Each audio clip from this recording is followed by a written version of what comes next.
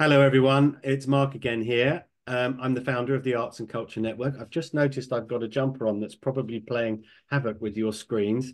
And this is the best bit of the job for me. It's where I get to meet our new members, our new full members. So I'm delighted to be joined by Jane Needles from Montreal. Jane, thank you so much for joining me. Thank you. Thank you for having me. And thank you very much for being one of our full members. You've put us one step closer to our aim of becoming a granting body, which is the target for the end of the decade. So thank you so much. Now, I've read up about you. We've had a conversation before. We've laughed already, which is always a good sign for an interview. I think the work you're doing is fascinating, and we have lots in common, which we've just been talking about. So I'm going to, in a moment, create your fantasy cultural year from the answers to 10 easy questions, which I've found it's a decidedly unconventional interview style, but I found that it really produces anecdotes and surprises and preferences and laughs generally, some of which we've already had. So, but before we do that, I wonder if you'd be kind enough just to introduce yourself to our members. This video will appear on our YouTube and on our website. So for those who haven't had the pleasure of meeting you, as I now have, I wonder if you could give them the Jane story briefly. Thank you, Mark. It's a pleasure. I was born into a theatrical family in Canada. My father was a very well-known Stratford Shakespearean actor at the Stratford Festival, one of the founding actors in 1953. So I kind of grew up around the Stratford Festival and quickly learned that my father was the actor and I was probably much better off backstage because there was no competition. So I could organize things and he could just perform them. But I started off my interest in the arts probably as a 6-week-old baby, where my grandmother ran a very popular theater company in Toronto for the Toronto Children Players. And she did a production of Sleeping Beauty. And I played at 6 weeks the baby, and they pricked my heel to make me cry. So that was my first involvement in theater. But I grew up at the knees of my grandmother and my mother, who was a playwright and a pianist, and my father, the actor. And I have 4 brothers and sisters, one of whom is an author, a playwright. And the other 3 stay away. The other 2 stay away totally from the arts, which is probably very wise. But I had a passion for the arts. I had a passion for the imagination, the creation. And while, yes, I dabbled in performing and dancing, and I was tried to be a dancer when I was younger and got to the age of 14 where I was in a ballet class on point and sickled on my left foot and fell and never danced again. That was my whole career that was ahead of me. So I had to rethink. So that's when I sort of had a little discussion with my father, and I decided I'd probably be better backstage. So I started working as a stage manager and then worked my way up to become a production manager and then an administrator. And the administration stuck because what I love about administrating the arts is that there's no 2 days that are alike. And if they are, there's a problem. So to be creative on your feet, dancing all the time, being able to laugh, being able to cry, being able to get frustrated, but never lose your cool, but also to solve problems from a director who decides, now this wasn't me, this was another one, who decided that they really, in order to do the show, they needed to be able to bring a 747 airplane onto the stage. So how are they going to do that? To being dissuaded that that was probably not very practical, to coming up with a solution that worked for everybody. So I had similar situations, not as massive, but I loved being able to come up with a resolution that kept the director happy and focused on the intention of the project, and me looking at the budget saying, yeah, okay, we can do that. So there was that working both sides. And then I ended up, after coming to Quebec in 66, with the intention of learning French. And we had an artistic director at the Stratford Festival at the time, Jean Gaston, who was a very popular and well-known Quebecois director and actor. And he said to me, "Oh, baby," in a very deep voice, "Oh, baby, you will go to Montreal and you will meet a wonderful Frenchman and you will not learn one word of French." I said, "Oh, yeah? Watch me." So I came to Montreal. Within a month, was out on tour with a French-Canadian young company touring across Canada. They spoke not one word of English, and I spoke not one word of French. But by the time I came back after 2 months, I picked up the phone and called Jean. I said, "Allô, Jean?" He said, "C'est qui parle?" Who's speaking? I said, "C'est Jean des Aiguilles." Jean des Aiguilles is Jane Needles, my name in French. D'Aiguille is needles in French. He laughed. And so I have been here virtually ever since and learned French to the extent that I am now fully bilingual and work in both languages as a consultant and mentor.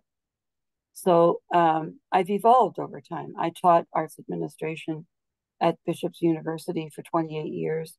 Prior to that, at Concordia.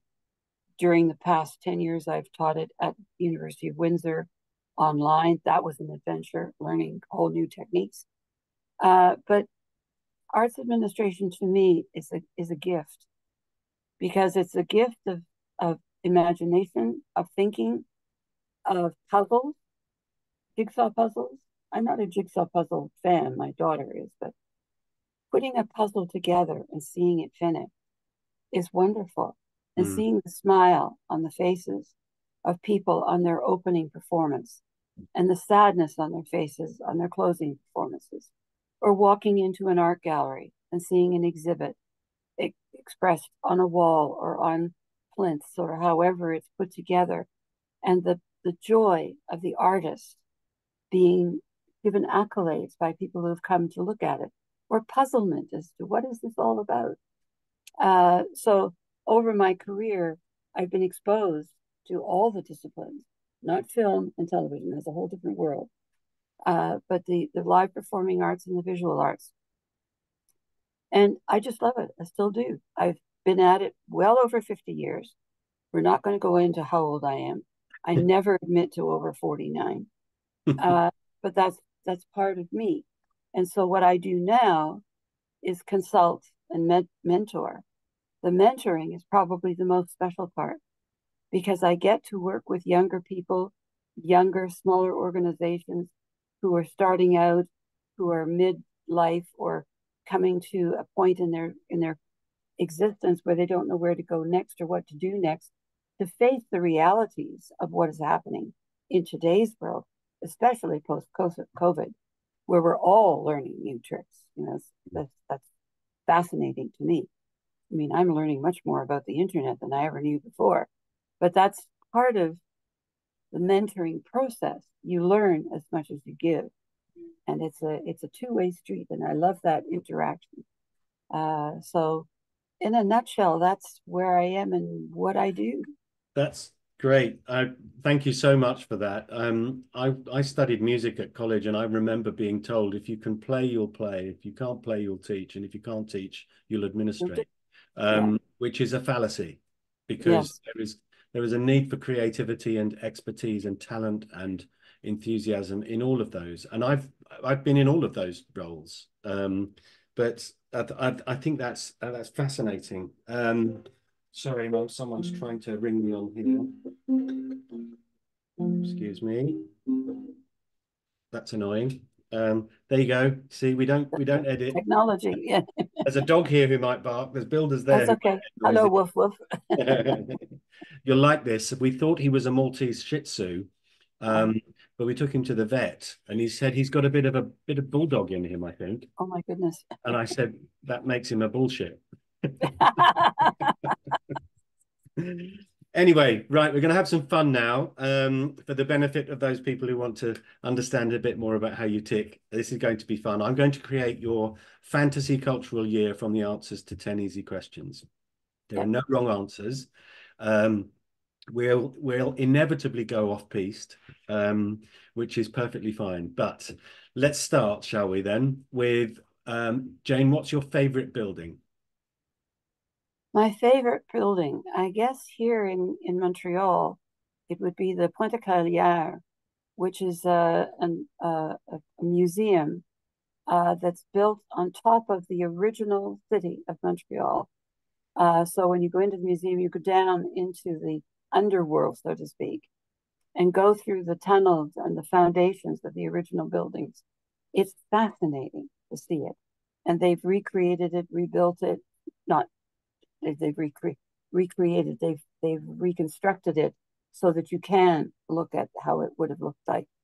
And they're increasing space under the streets of Montreal. So museum is being developed underground of Wow. original historical archaeological art.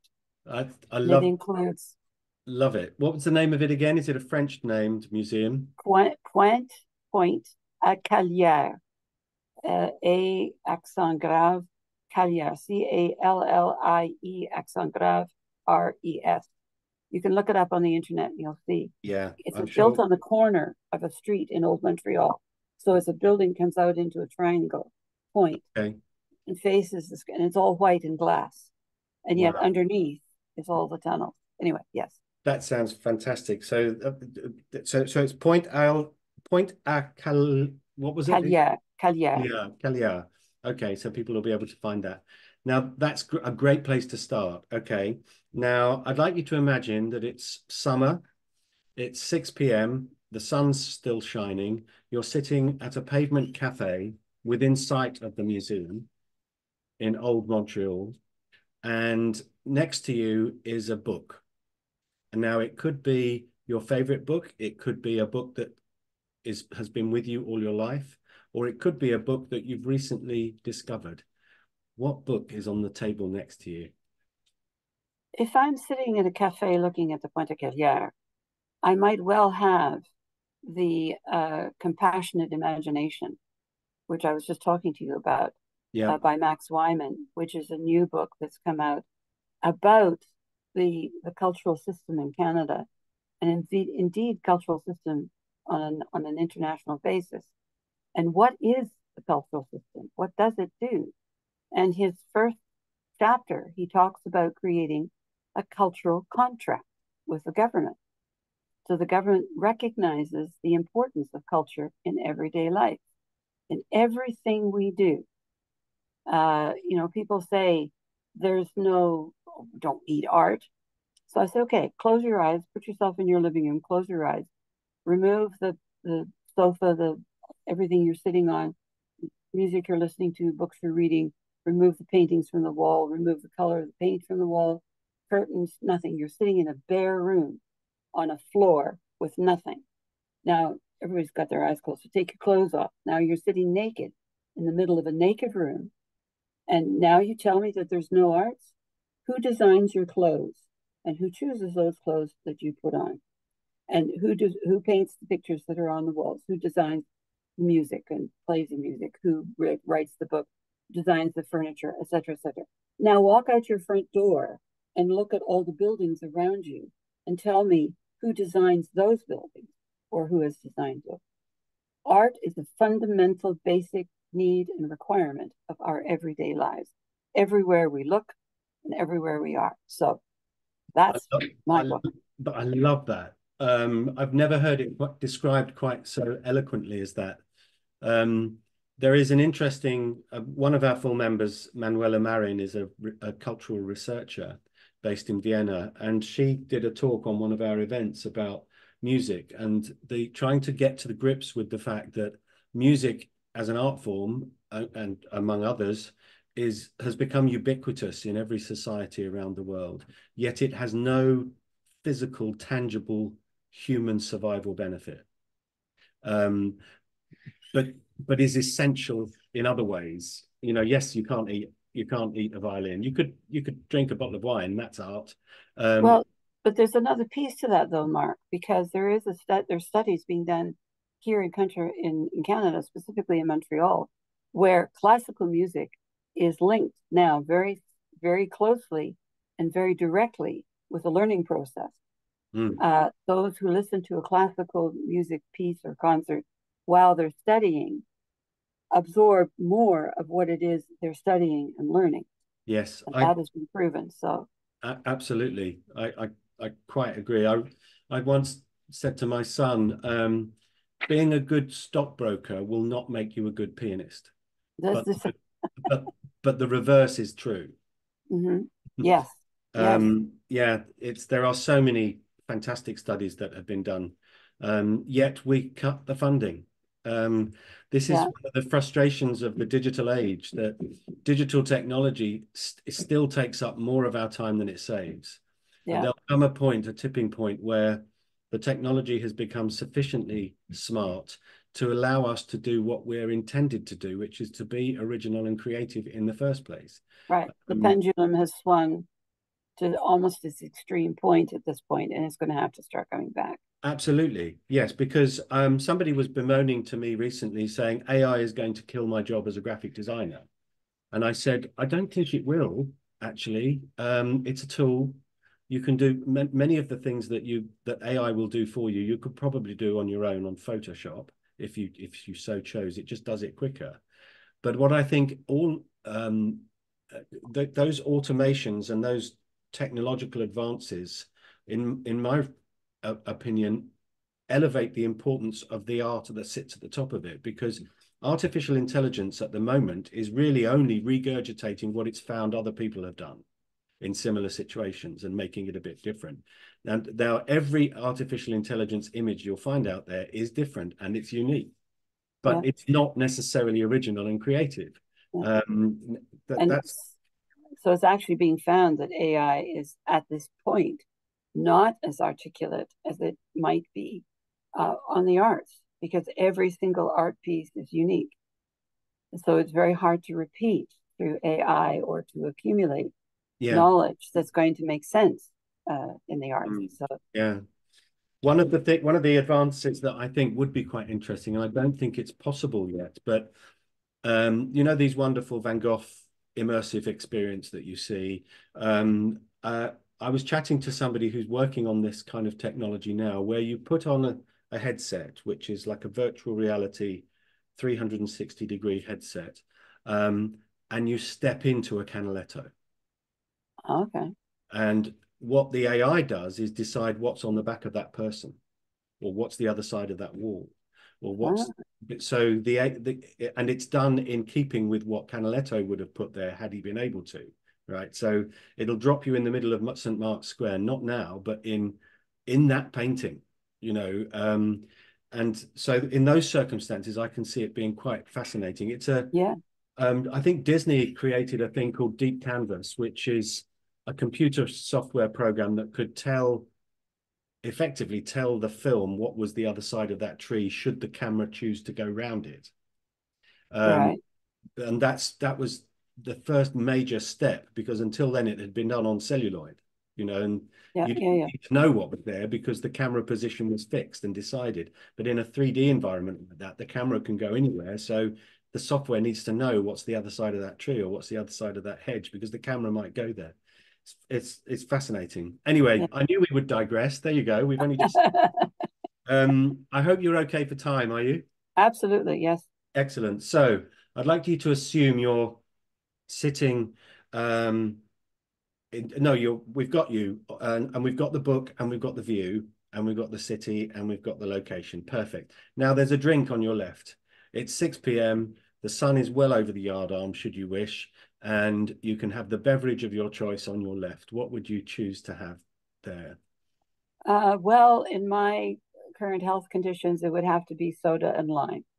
Soda and lime with some ice. That's yours. And a nice curly straw. Or unless I were, if I, as I was recently in Jamaica by chance, a margarita. That would be the other. Oh, yes. Yeah, I think I'd prefer to see you there with a margarita with that book. Okay. All right. Well, we'll call it a margarita. Now, you're feeling quite pleased with yourself because you've been in the museum, and you had a meeting with a local family foundation. And they, given your expertise and experience and the many years of work in the sector, they'd like to give you a first class all the way year in another country to explore the landscape of the arts and culture sector in that country, based in a city in that country. Now, it's going to be first class all the way. It's really quite handsomely paid, expenses covered, no expense spared. Everything's sorted out at home. Anything you need to make this possible is going to be provided. All you need to do is to come back in a year's time and give them a half-an-hour presentation on what you found that you think Montreal could learn from. Okay? Yeah, hang on just a second. Somebody's calling me. Yeah, right. So that's Okay. the plan. So now they've said, where would you like to go? And in what city would you like to base yourself? Anywhere in the world. Well, the country would be Italy. And so Rome, or, I don't know, some place deeply entrenched in the arts. Not that most cities in the city are in the country of Italy are Yeah. deeply within the arts. So yeah, that would be my thought. Rome is lovely because almost all the important things are within walking distance of each other. Yeah, right. Let's put you in Rome, okay? So Okay. you're on the plane, first class, champagne, whatever you want, margarita. And now the steward comes to you and hands you a note, and it's from the family foundation that are funding the trip, this fantasy trip. And they've said that one of the conditions of your year of arts and culture exploration is that you limit your musical intake to one very specific genre of music. And they want to know what impact that has on you. So if you had to choose a really quite specific genre or type of music, what would you choose to listen to at the exclusion? Classical. Classical. Any particular period? No, Baroque or just classical. I Yes. listen to classical music all the time. That gives you quite a broad brush, doesn't it? Because Yes, you it does. anything that's clever, because you can have anything from Gregorian chant to Hans Zimmer and the Yeah, sound. exactly. Excellent. Okay, that's what you can have a listen to. Now you arrive there, and there are a group of lovely people who've been tasked with welcoming you to Rome. They're standing at the airport with your name on a card, in the limo into central Rome. You've got an apartment that overlooks the Colosseum, and it's a beautiful apartment. And they've said, right, settle in. You have a personal assistant who's going to be with you all the time, just should you need any help with anything. And they said, we're going to take you to a dance performance tonight, but you can choose which one. So it's a magical theatre. You get the best seat in the house, and you can have any dance performance you wish, any dancer, living or dead, any dance group or style. What would you like to sit and watch? Most likely ballet of some sort. I'm not terribly fond of contemporary dance. I find it fascinating. But as a former ballerina, if you will, it would be a ballet.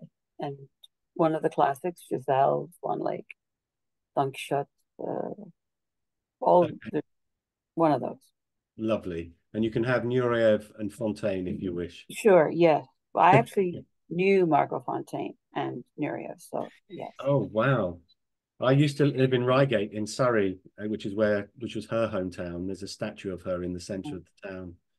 Well, when I say I knew her, it was when she came to Toronto to the National Ballet, and the two of them were there. And so I had an opportunity to be with them for a short period of time.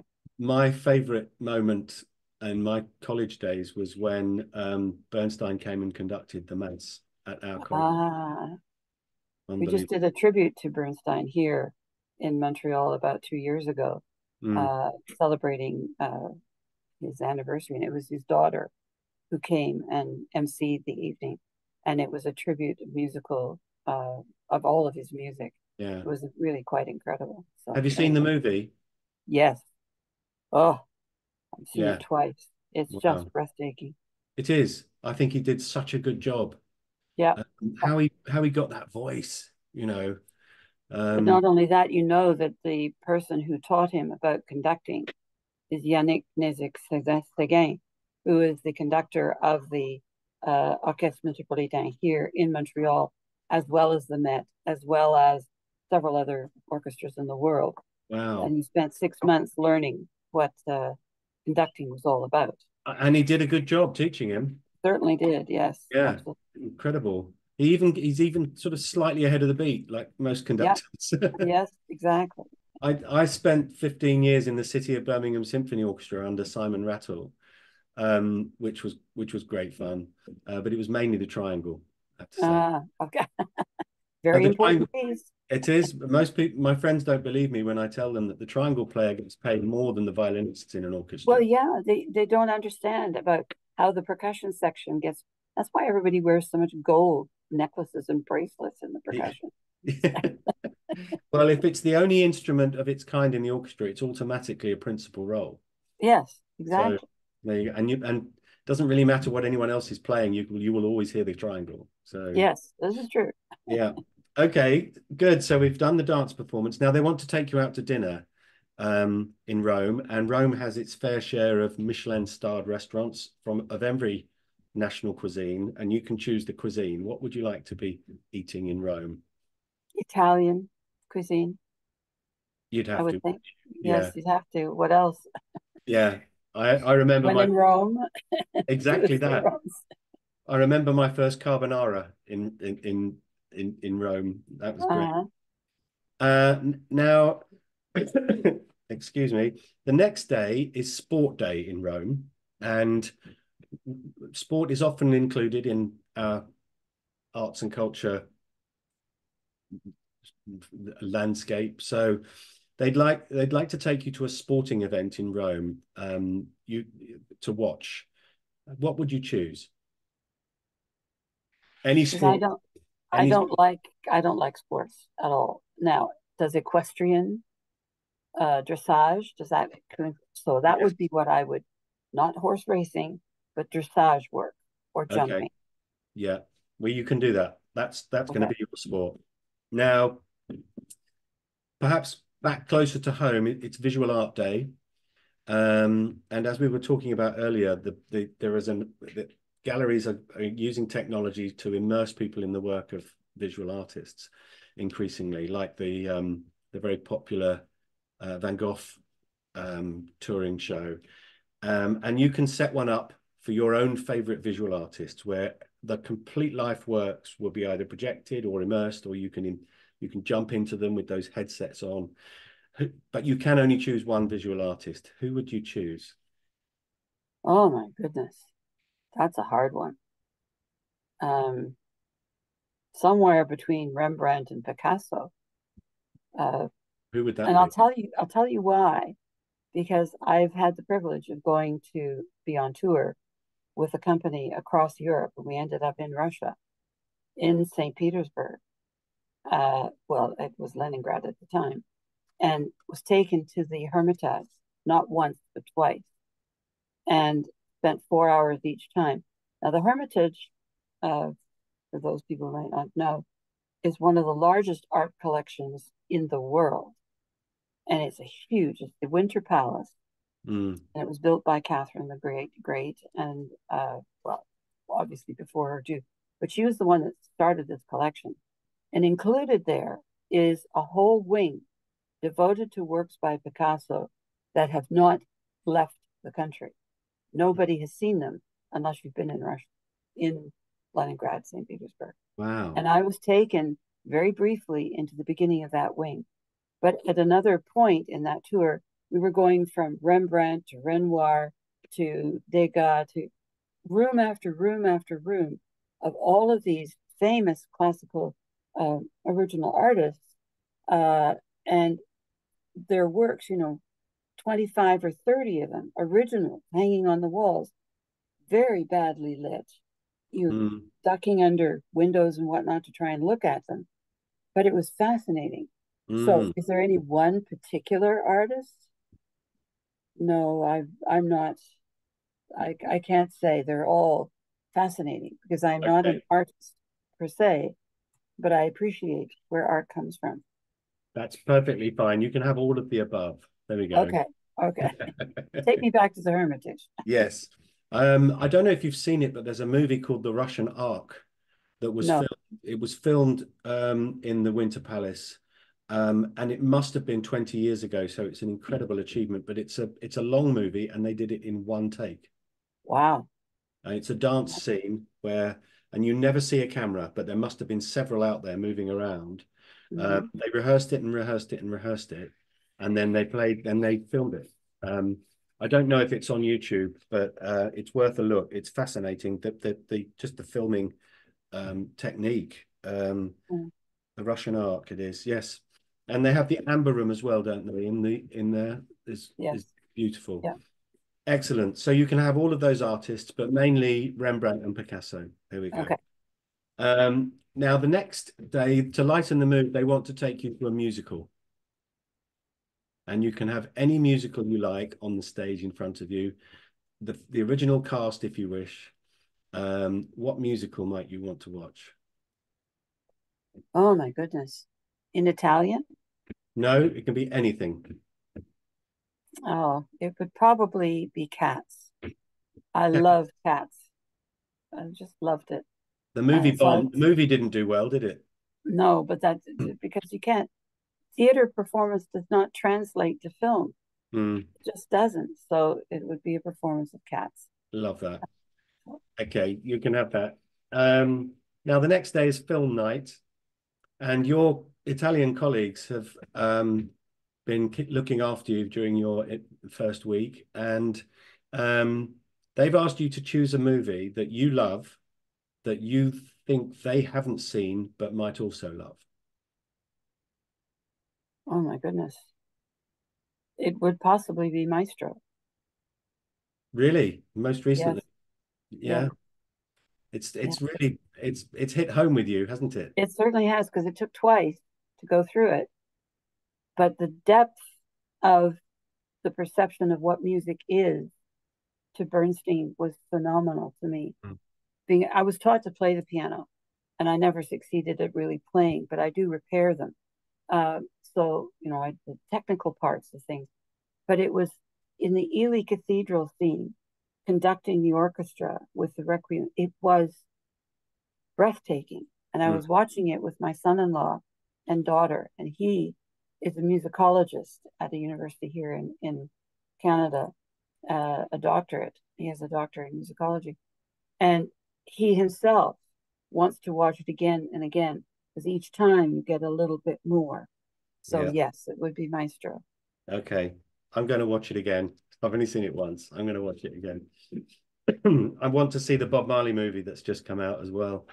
Yeah. I'm a big fan of Bob Marley, but haven't seen that yet. My wife hates going to the cinema because of all of the popcorn eaters. Oh, So yeah. um, now the next day, I can't wait to learn who this would be. The next day, we're going to book a table at a Michelin star restaurant for 2 hours over lunch in Rome. And you can invite anyone you wish, a hero, um, with us or not, to spend 2 hours with that person to ask the questions you've always wanted to ask. Who would you want to have lunch with for 2 hours? Probably Alec Guinness or Mm, Irene Worth. Uh, those two people were very much part of my childhood. Alec came and performed in Richard III at the first year of the festival in '53 with Irene, and he played Richard, of course. And he tootled around Stratford on a bicycle. Now I was not, I was young. I was probably about 6 years old, but I remember sitting on his knee and him telling me stories about the theater. He became very close friends with my father and maintained a communication with him over the years. And when he would come back to Stratford to visit, at one point I was call boy at the Stratford Festival, not the call girl, the call boy. And mm, maybe you would remember what that actually referred to. Uh, and he never forgot a name. The other person in that trio would be Tyrone Guthrie. It was the same thing. mm, Never forgot your name, always remember. And incredible stories, mm. and laughter and humility and passion about what their art is and was. Just yes. So it would be Fantastic. three people. I'm sorry, I have to increase the. You're taking liberties, but I'm allowing it. Okay. So that's about the end of your year, the end of your first week, and then you stay for a further year and you soak up all of this culture. And you're on the plane home, okay, after your wonderful year. And there's another note on your desk on the aeroplane, and it says that the restriction to classical music as the only art form you can listen to during the year has now been lifted. So you can listen to something that's not classical music. What would be the first thing you'd want to listen to? Jazz. Anyone in particular? Uh, oh, uh, um, Duke Ellington. I worked with Duke Ellington at Did Stratford, you? and so his work. Um, uh, Joplin, the pianist. Scott I Joplin. just, Scott Joplin. Yeah, Yeah. just I love just the syncopation because I hated jazz when I was younger, and Mm, then I worked with jazz musicians at one of the universities I was teaching at, and they taught me about what jazz was all about and the incredible improvisation that goes on all the time. When I learned that, then I had a much deeper appreciation for jazz, and I did that is often I will turn when my listening pleasure will go to jazz or to piano. Well, not classical piano as much as new music right. piano. Beautiful. Jane, thank you so much. That's the end of your fantasy cultural year. I hope you've enjoyed Oh, your trip. Somebody said to me once, Mark, can you set up a travel agency so I can arrange that, please? yes, yes, that would be nice. So wherever this appears, there'll be lots of links to you and those organizations that you're involved with. And anything else you'd like us to add can go into that profile page. So thanks again for joining me today. Thank you Thank you, Mark. for being one of our full members and using our LinkedIn groups as well. This has been a delight. Thank you so much. I hope you've enjoyed it. Very Um, much so. and don't rush off, but for the purposes of this recording, we'll wind up now. Thanks again, Jane. Thank you.